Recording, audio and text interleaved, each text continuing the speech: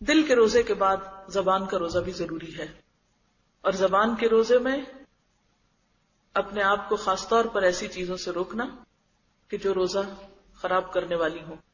ابن مسعود کہتے ہیں کہ سب سے زیادہ اگر کسی چیز کو قید رکھنا چاہیے تو وہ زبان ہے۔ جیسے مجرم ہوتے ہیں نا، چور ڈاکو وغیرہ، یا دوسروں کے مال چرانے والے اور عزتیں چرانے والے، تو ان کی سزا کیا ہوتی ہے؟ ان کو پکڑ لیا جاتا ہے اور ان کو قید کر دیا جاتا ہے۔ اور پھر کیوں قید کر لیتے ہیں؟ تاکہ دوسرے لوگ امن سے رہیں، کیونکہ اگر انہیں چھوڑ دیا جائے، آپ نے کبھی سنا ہوگا کہ فلاں مجرم چھٹ گیا ہے تو فلاں نیبرہڈ کے لوگ جو ہیں وہ اپنا آپ کو سنبھال کے رکھیں کہ کہیں ان کی عزت جان خطرے میں نہ ہو۔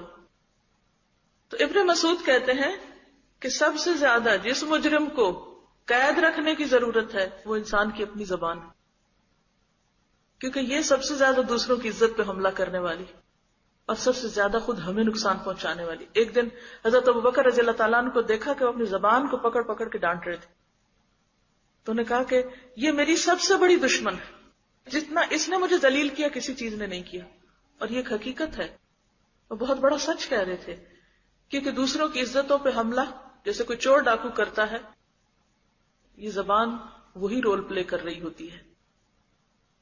آپ دیکھیے کہ جب آپ نے فرمایا کہ لوگ اپنی زبانوں کی وجہ سے، زبانوں کی کمائی سے جہنم میں جائیں گے، تو حضرت معاذ نے بہت حیرت کا اظہار کیا۔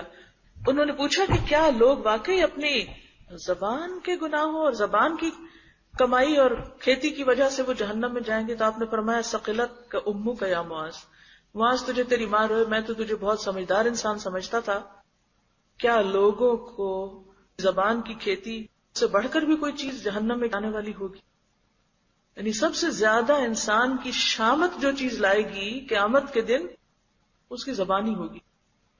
اور اگر دیکھا جائے تو ہمارے جتنے بھی اعضاء، مثلاً ہاتھ ہیں، ہاتھ تو کبھی ہوتا نا کسی کو مارے ہم اس ہاتھ سے یا کچھ لکھیں، اگر آپ کو وہ سب کچھ لکھنا پڑے جو آپ بول کے کسی کو کہہ رہے ہوتے ہیں تو آپ شاید قلم روک دیں، نہ لکھیں۔ باقی اعضاء وہ سب کچھ نہیں کرتے جو کچھ زبان کرتی، انتہائی خطرناک ہتھیار۔ لہذا اس کو کنٹرول کرنا اور اس کو سدھارنے کا بہترین مہینہ ہے یہ رمضان۔ آپ صلی اللہ علیہ وسلم نے کیا فرمایا کہ اگر تم سے کوئی لڑے تو تم کیا کہو؟ میں تو روزہ دار ہوں، میں تو روزے سے ہوں، فقل انی امرؤ صائم، کیونکہ روزے کی حالت میں گالی دینا اور شور ہنگامہ کرنا اور کسی کو برا بھلا کہنا منع ہے، اور نہ صرف یہ کہ سامنے بلکہ پیچھے بھی۔